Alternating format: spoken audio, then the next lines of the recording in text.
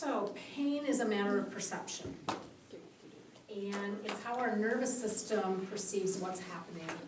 And sometimes that perception is incorrect. So it can cause pain to persist when there's actually no tissue damage. I use an example of somebody that I know that was in a car accident 15 years ago. And when they're under stress, they have pain where they were hit on the side. Their car was hit on the side, which caused their body to do kind of like a weird contortion. When they're under a lot of stress, their body will take on kind of this, and they will feel pain. So it's just kind of interesting. Yeah. So it can be stored in the maladaptive memory networks along with other images, beliefs, thoughts, emotions, and sensations. And it can result in somatic symptoms. So we can reprocess pain just like other images. We look at persistent pain in childhood. So the adverse childhood experiences are frequently at the root of persistent pain. Adverse childhood experiences strongly influence and prime how your system is going to respond to the stressors, just like anything else. Okay. And how we perceive safety and attachment is also part of that, as well as the character traits that can become overdeveloped.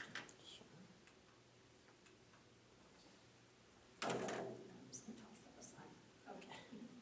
So AIP and chronic pain.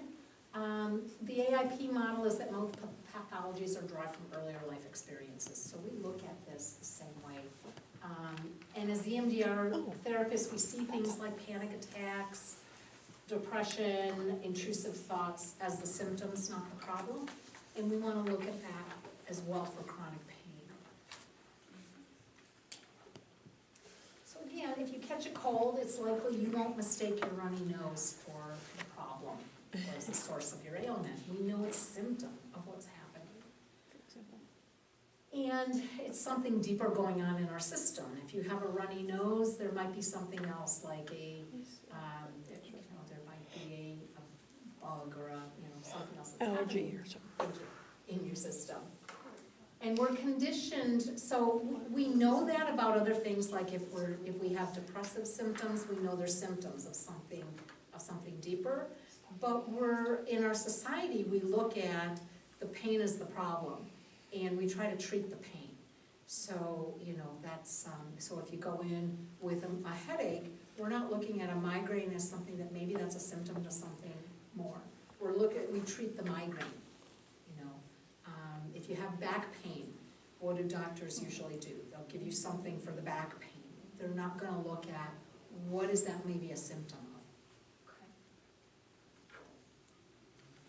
So again, this is just another way of looking at how pain does not come from the body, it comes from the brain.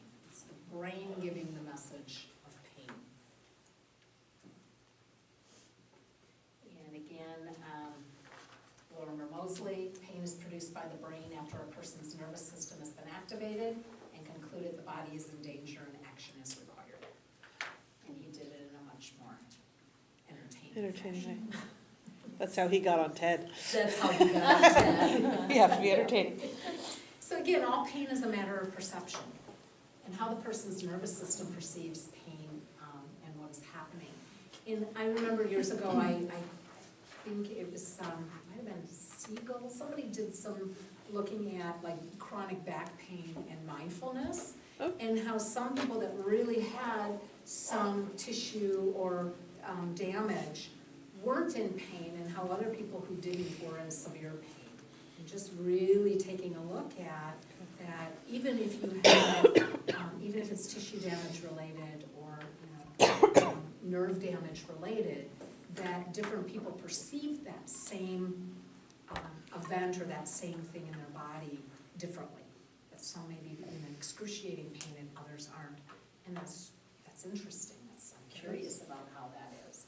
So the perception can be incorrect sometimes, causing pain to persist beyond the necessary time for the damaged tissue to heal. And again, sometimes the brain gets it wrong. Sometimes the brain is telling you you're bit by a brown snake when in reality it's a twig. So, like symptoms of anxiety or depression can be associated with the memory network. And once these neural pathways are formed, they may be stimulated by present-day events that are similar to previous events.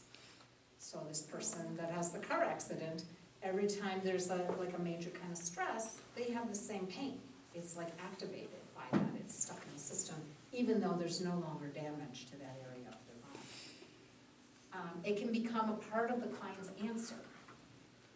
And it is how the nervous system learns to create pain, even if there's no medical condition in the body to warn you.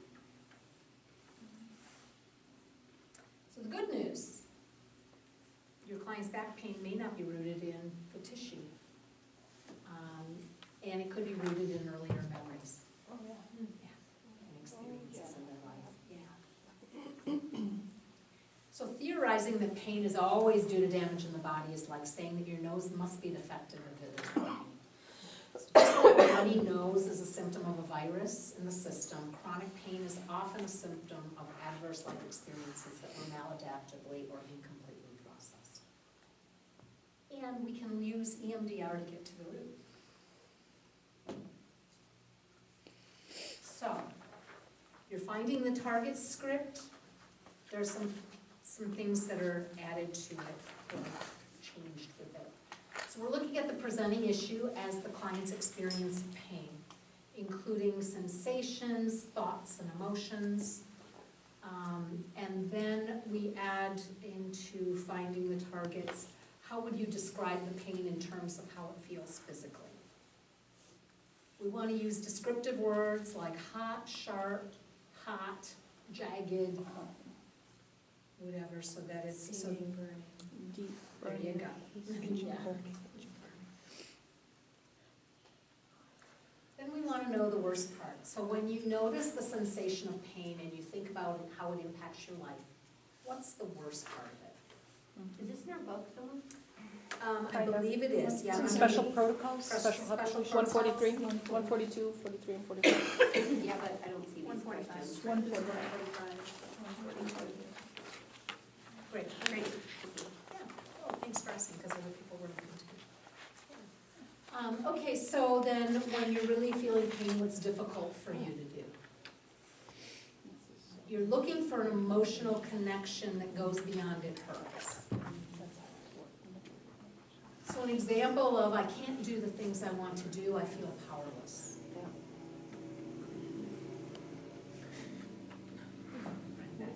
He's back. At least we're not all reprocessing right now, that helps. Yeah. So then the therapist will say, let's look at times in your life, past and present, where you tried to do what you wanted to do or feel empowered and it didn't go well. So with the present triggers, tell me a recent time that would be an example of this. Can you give me an example of how this shows up in your life sexually? This is all the script that you use for finding the targets. And then you're, again, taking a side, so you're just, what you're doing is starting with pain, and again, you're coming down and finding the touchstone memory. You're utilizing, except for the beginning pieces of looking at the pain and describing it and then finding out what's difficult to do when you're in pain. Now you're looking again for earlier times. So how disturbing is it right now on a scale of 0 to 10? And so disturbance here can be different in that, in the typical of what is your pain level. So you're looking at, as you would, your any other presenting issue that you're wanting to focus on. This is the pain is that you're focusing on, and you're still working down to the touchstone memory. And it's not about the pain. It's about what you can't do or what's difficult to do when you're feeling the pain.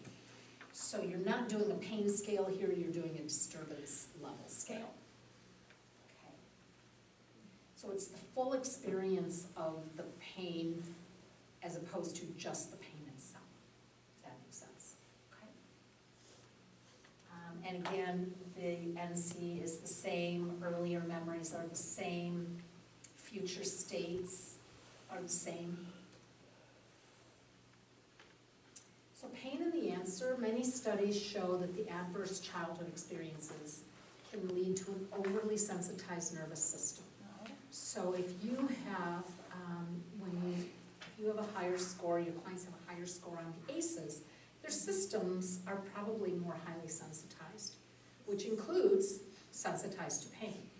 Okay, so we want to know that. And the childhood stressors strongly influence and prime how their system is responding to stress. Okay. So some of the character types that can be seen with people with chronic pain, and this is not all inclusive, but so the rock, the invisible one, the emotional one, the nice non-threatening one, the doer, the hero. So you notice the life of the party isn't on here. The party, is that what you said? The life of the party isn't on here. So two factors that are common with chronic pain, again, significant child abuse or neglect, and overdeveloped traits of guilt, self-criticism, low self-esteem, high expectations for self, extremely responsible for others, self-sacrificing, hypervigilant, and feeling powerless to change current stressors. Sounds like A martyr. a mama.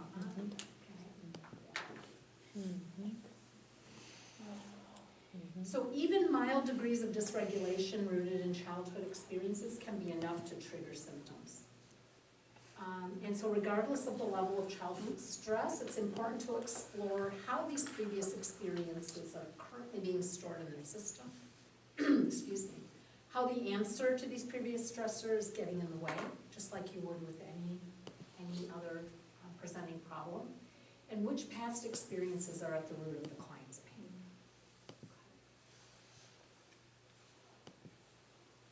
So these are some character traits commonly seen in people with chronic pain.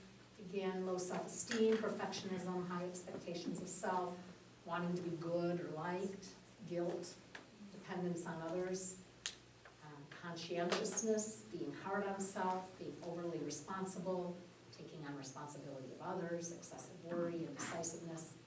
So there's a lot of them. And of course, they overlap with other,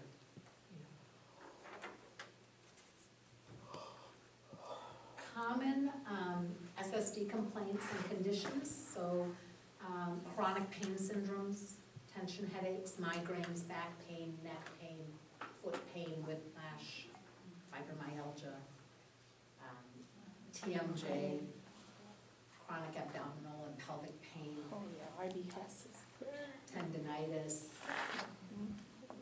sciatica, repetitive stress injury, myofascial.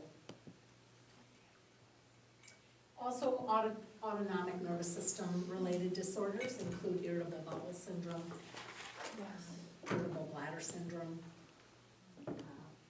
postural orthostatic tachycardia syndrome, phew, that was a mouthful, or POTS, inappropriate sinus tachycardia, chronic regional pain syndrome, and functional dyspepsia or gastroesophageal reflux disease, or GERD. Yes. Some of this information on Tyler Orr's website, or, Oh, yeah.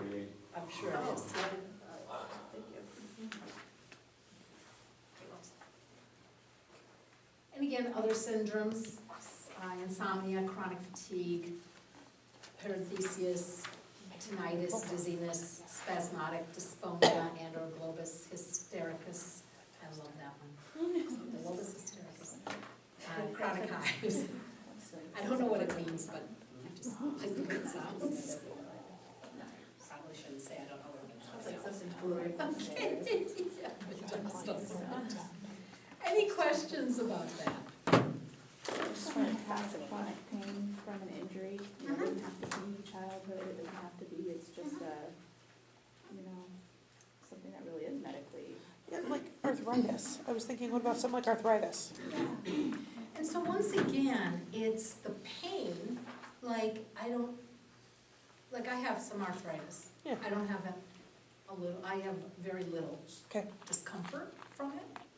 I know other people that have similar arthritis that I do and are in excruciating pain. Okay, So again, it's like where the messages are coming from, and when we're looking at, if somebody's presenting with chronic pain in my office, I am going to do a finding the targets, going to the earliest memory, because it's not about the pain, it's about what the pain limits them from doing in their lives. That's it. yeah. How is it an answer for you? And how is it an answer? Yeah. Because sometimes the pain can be an An answer. answer to something. If I'm in pain, what is it that you're not, that's more difficult for you to do? Well, it's more difficult for me to go out with friends. So in some ways, maybe if I don't want to go out with friends, not that I would intentionally be in pain, it's like, oh, I'll just bring up the pain so I can't go. But the system might protect you by doing that. Do you know what I mean? Does that? So there is an early, maybe it's not abuse or neglect. Just like a lot of our clients that come in for other issues, maybe it's not abuse or neglect that's at the root, Mhm, but it might be an attachment injury. mhm, Do you know what I mean? It's how they learn to be in the world, mhm. how they learn to stay safe and connected. And that will have an impact on how their system responds to pain, to other things in their lives. So, Yeah. yes. I feel like this is so hard to explain to people because people are very attached to their, this So is true, my back pain or Yeah. whatever. so true. And this is, how do you, I struggle with that in my family, I have a lot of, yeah. Yeah, how is that a problem? Mm-hmm. And how does that limit you? Are ways maybe of getting, because it limits me because I can't do things. And so how is that a problem? That you can't do, you know what I mean? So it's really getting underneath that. It's not challenging the person being in pain. Pain is pain. We're not gonna, I'm not gonna Yeah. tell you that you don't have pain. Yeah. We'll have to validate that a lot probably Yeah. in the session. Yeah, the pain is real. Yeah. Yeah. And there's a root to how the pain is now in your world and how it's exhibited now. There's a root to that. There's a way we came to learn how to protect ourselves. Yeah. I think getting curious about what was happening during that time, you know, and I don't know, just being more curious instead of saying this is an emotional thing. Right, yeah. Well, so I have a parent that's had a lot of surgeries, who had cancer, and a lot of surgeries after that, and a lot of chronic pain now, you know, and so to say that that wasn't due to this, I mean, and so in surgery, just knowing, right, from what I'm hearing, obviously you're under anesthesia in your surgery, but just knowing that you had that surgery can be part of the disturbance. Yeah. If there's a Part of charge pain. to it, you can Yeah. EMDR it, Absolutely, right? Yeah, That, yeah. that association of pain, danger equating to pain, or pain equating to danger, that was huge. And so I can't imagine the terror and fear I would have of just having cancer. And then that surgery just also happens to coincide with this terrible fear Yeah. of dying. And so I think that just gets locked in the body. Then a subjective feeling becomes objective, like, oh yeah, I had surgery, I should be feeling all this pain, you know? Yeah. I saw a complex trauma patient